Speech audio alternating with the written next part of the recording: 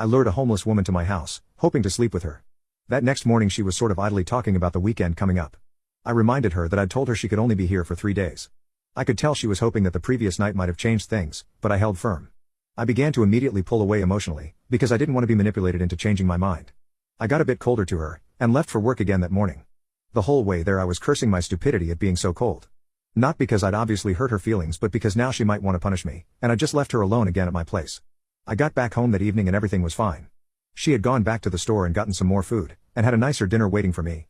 I tried to be so nice, but was in such a SHT mood on the inside. I think because she was doing everything she could think of to show me how nice it was for her to be there, to be grateful, and all I could do was to see it through the same lens I'd used on her, that she was now manipulating me, and trying to get me to fall for her so that I'd let her stay.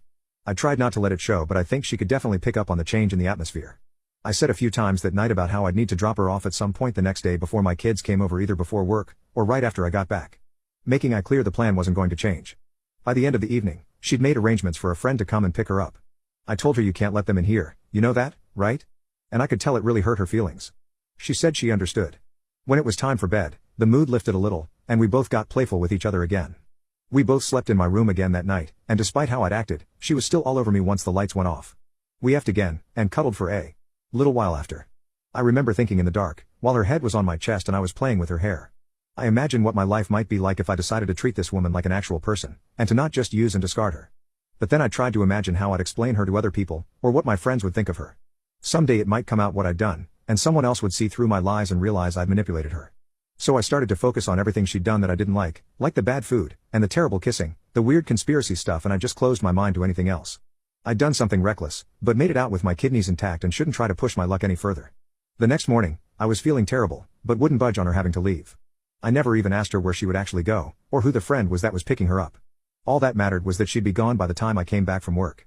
She asked to keep in touch, and for a way to send me a letter, so I gave her my P.O. box. She texted me during the day to tell me she got off safely, and sure enough, she was gone by the time I got home. She left the place in great condition, and even made the beds. I remember because my kids were like, "Dad, why did you do that?" Because I have never once made theirs for them. We chatted via text for a little while longer, I want to say maybe a few weeks at most. Just very superficial, "Hey, how are you, hope things are good" type texts. She had gone back to the city, where there were more resources for her, and had hopes for a job lead. I just gradually stopped replying much, and then at some point she never texted again. I am telling this story now, in all its detail, because I was and am a complete piece of poop. I took advantage of this vulnerable woman for my own gain. Everything I did, everything I said, every act of generosity was done so that I could F her. I didn't actually care about her, or her situation, or what happened to her when I was done. She was just someone who I could F. I didn't rope her by the technical definition, but I definitely coerced her, and manipulated her. I tried to justify it in my head by saying that these were her own choices. But I told her lies that I thought she'd want to hear. And I intentionally created a situation where she would have those choices to make.